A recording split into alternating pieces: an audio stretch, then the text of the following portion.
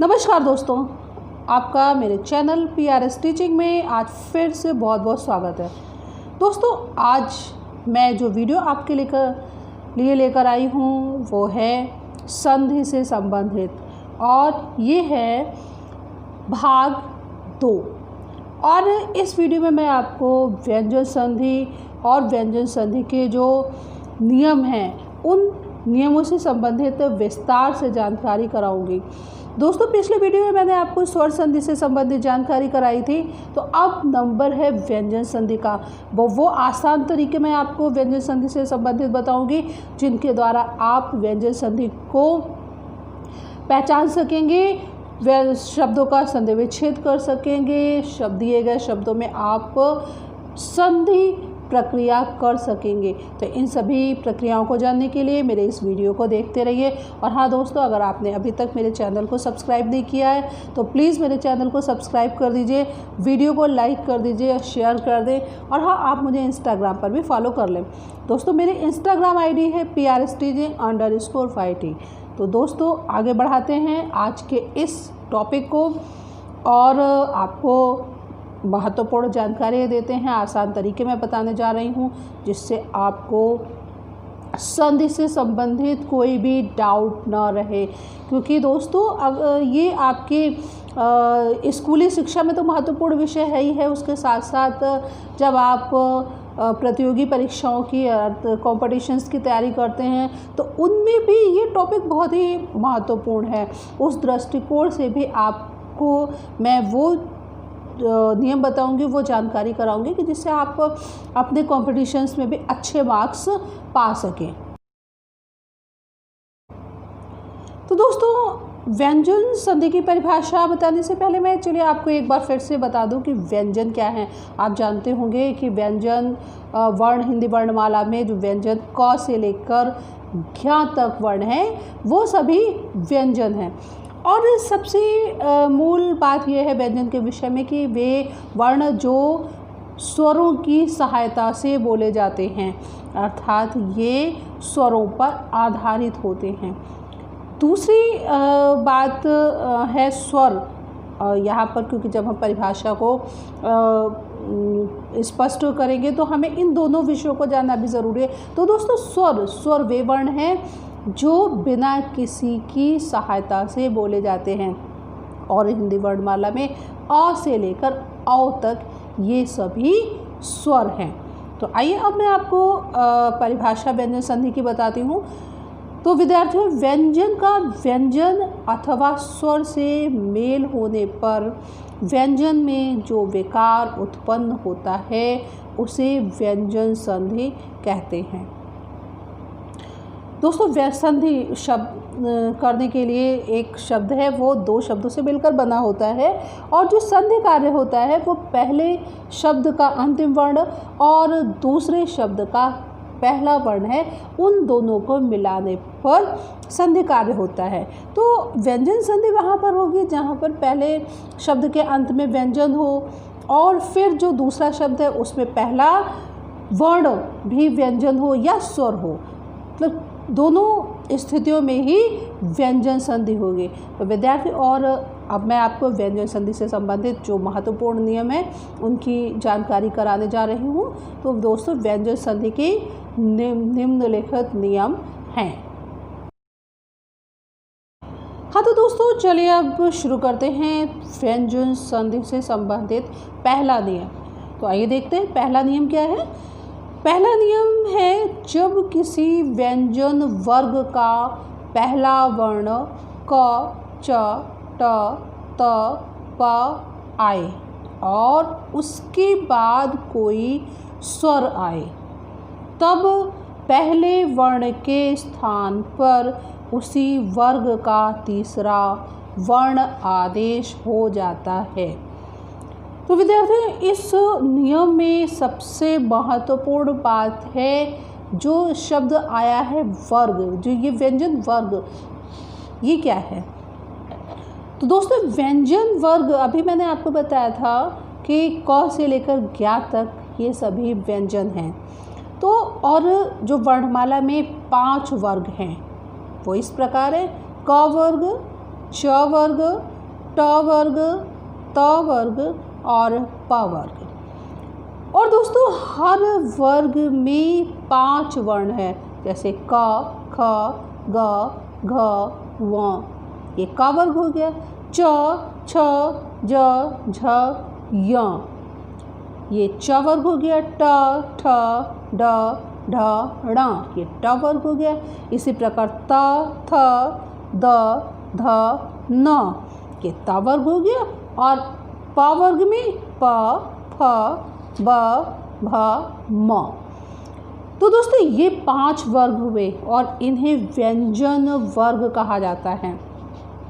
इनमें से कोई भी वर्ण आए, पहला जो शब्द है उसके अंत में कोई भी वर्ण आए और उसके बाद में कोई स्वर आए, स्वर में आपका अ से लेकर औ तक कोई भी स्वर आए, तो अब ये जो पहला वर्ण है, जो पहले शब्द का अंतिम वर्ण है, उस वर्ण के स्थान पर उसी वर्ग का तीसरा वर्ण आदेश होगा। यानी आपको वर्ग पहचानना होगा कि किस वर्ग से संबंधित व्यंजन है। अगर क वर्ग से संबंधित है तो क वर्ग का तीसरा वर्ण ग होगा। च वर्ग से संबंधित वर्ण है तो च वर्ग का तीसरा ज होगा। ट वर्ग से संबंधित वर्ण है तो ट वर्ग का तीसरा वर्ण है ड। त वर्ग का तीसरा वर्ण है द और प वर्ग का तीसरा वर्ण है ब। तो दोस्तों इस प्रकार ये व्यंजन संधि का पहला नियम है। आइए इसको मैं आपको उदाहरणों के माध्यम से भी और स्पष्ट रूप से समझा दूं। तो दोस्तों देखिए, पहले नियम से संबंधित ये उदाहरण मैंने यहाँ स्क्रीन पर ले दिए हैं। जो पहला है शब्द दिग्धन अंबर। या देखिए ये क पहला शब्द है, पहले शब्द के अंतिम वर्ण है क, तो ये क वर्ग से संबंधित है। अब और उसके बाद अ स्वर है, दो शर्तें पूरी हुई। तो यहाँ पर क के स्थान पर क वर्ग का ही तीसरा वर्ण आदेश होगा। जब क वर्ग का तीसरा वर्ण क के स्थान पर आ जाएगा तब इन दोनों शब्दों को मिलाने पर नया शब्द बनेगा दिगंबर। इसी तरह दोस्तों देखिए दूसरा शब्द है कप धन अंध। तो यहाँ पर प, ये प वर्ग का वर्ण है और प वर्ग का तीसरा वर्ण होता है ब। तो जब प के स्थान पर ब आदेश होगा तब नया शब्द बनेगा कबंध। अगला शब्द है सत धन उपदेश। त वर्ग का वर्ण है त और त वर्ग का तीसरा वर्ण होता है द। तो जब त के स्थान पर द आएगा तब सदुपदेश शब्द बन जाएगा। आइए दोस्तों अब मैं आपको बता दूं व्यंजन संधि से संबंधित जो नियम नंबर 2 है। व्यंजन संधि से संबंधित नियम नंबर 2 इस प्रकार है। जब पहले शब्द के अंत में वर्ग का पहला वर्ण आए और उसके बाद किसी वर्ग का तीसरा वर्ण या चौथा वर्ण आए, तब पहले वर्ण के स्थान पर उसी वर्ग का तीसरा वर्ण आदेश हो जाता है। दोस्तों एक बात आप ध्यान रखें कि यहाँ जो देखिए पिछले नियम में भी मैंने आपको बताया था, उसमें भी वर्ग का तीसरा वर्ण ही आदेश होता है, लेकिन यहाँ उसमें पहले वर्ण के बाद दूसरा वर्ण स्वर होना चाहिए। लेकिन जो नियम नंबर 2 है, इसमें भी जब आप किसी शब्द को देखेंगे और अगर वहाँ पर उस वर्ग का तीसरा वर्ण अगर है तो वो व्यंजन संधि का ही उदाहरण होगा। लेकिन इस नियम के अनुसार शर्त यह है कि जो दूसरा शब्द है उसमें किसी भी वर्ग का तीसरा वर्ण होगा या चौथा वर्ण होगा, तभी उस शब्द में जो पहला शब्द है उसमें जो वर्ग का पहला वर्ण है उसके स्थान पर तीसरा आदेश होगा। आइए दोस्तों इस परिभाषा को उदाहरण के द्वारा भी मैं आपको स्पष्ट रूप से समझा दूं। दोस्तों देखिए, पहला शब्द है षट धन दर्शन।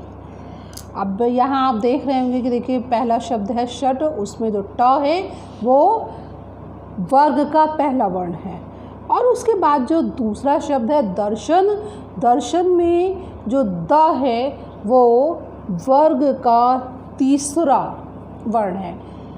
तो यहाँ पर जो पहले वर्ण के बाद वर्ग का तीसरा वर्ण आया है, तो देखिए जो पहला शब्द है ट, उसमें जो ट है उस ट के स्थान पर ट वर्ग का तीसरा वर्ण आदेश होगा, और ट वर्ग का तीसरा वर्ण आप जानते होंगे ड है।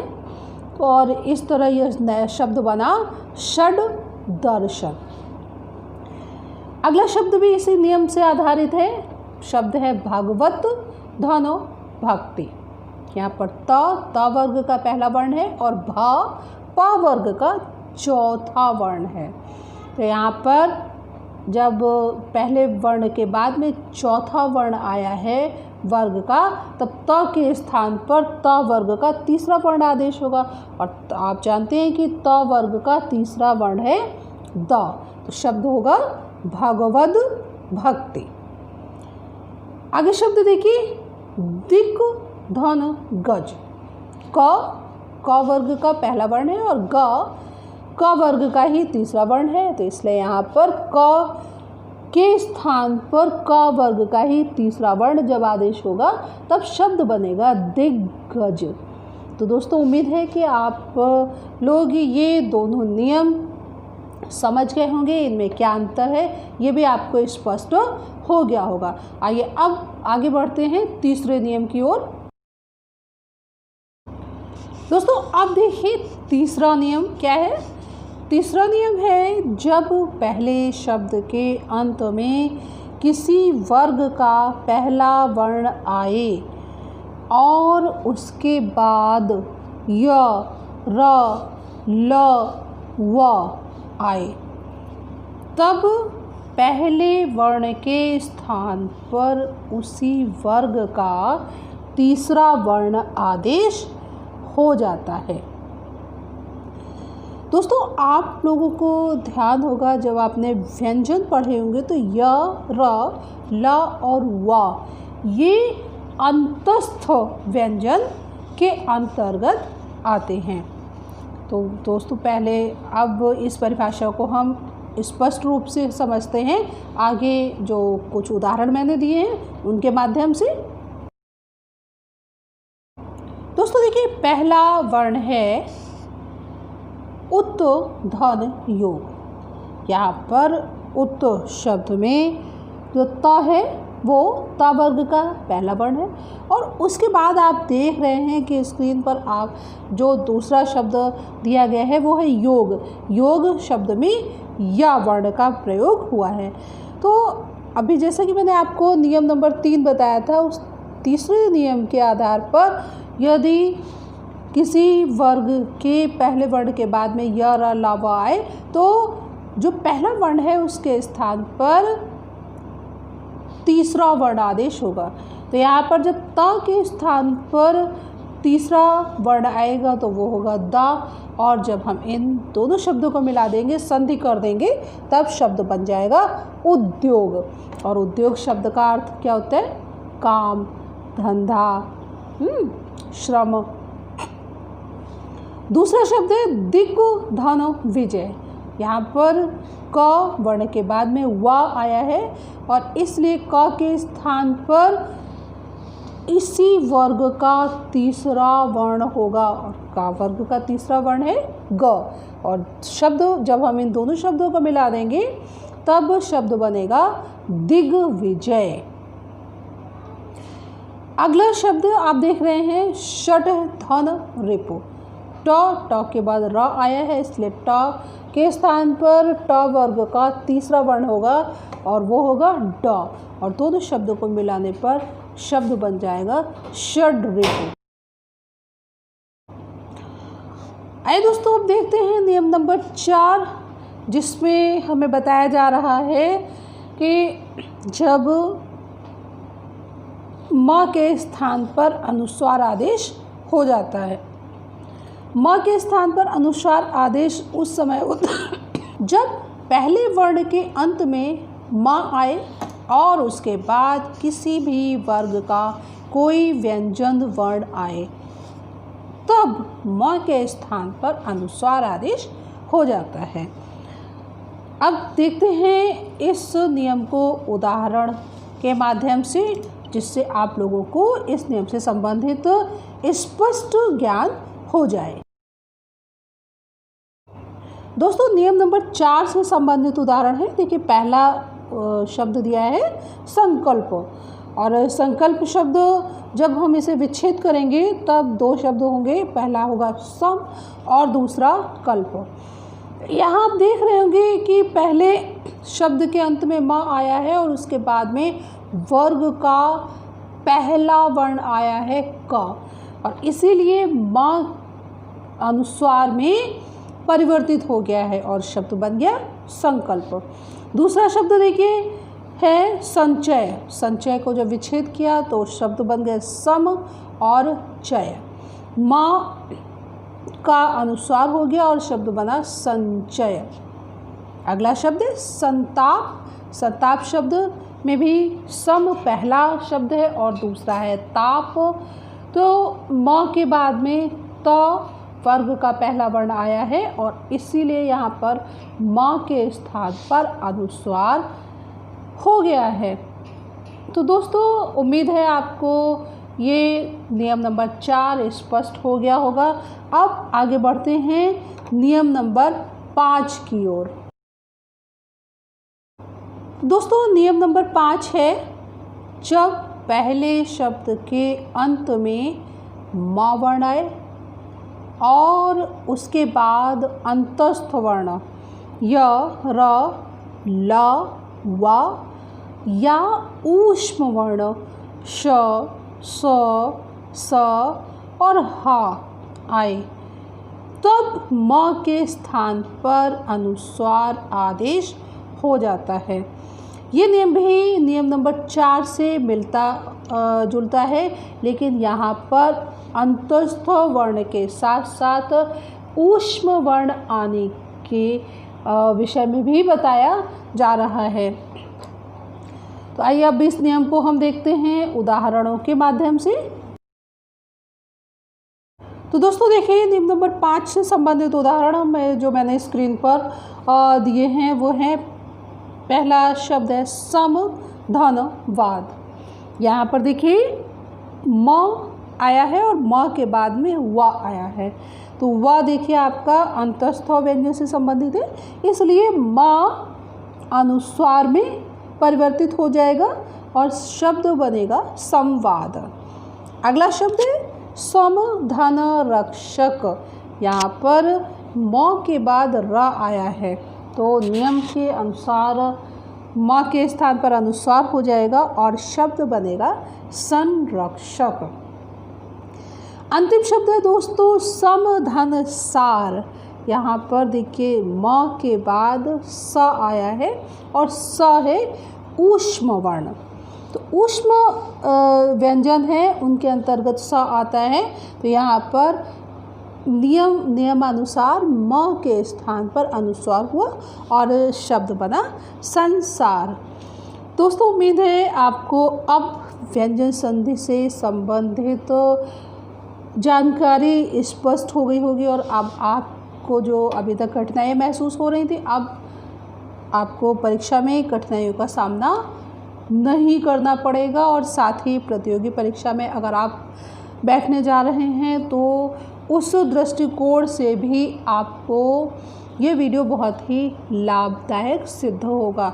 दोस्तों, अपना प्यार मुझे देते रहें, अपने लाइक्स मुझे भेजते रहिए और अगर मेरे चैनल को सब्सक्रिप्शन भेजते रहिए, जिससे कि आपका प्यार मुझे मिलता रहे और मैं आपके लिए इसी तरह जानकारी से परिपूर्ण वीडियोस बनाती रहूं और आप तक पहुंचाती रहूं।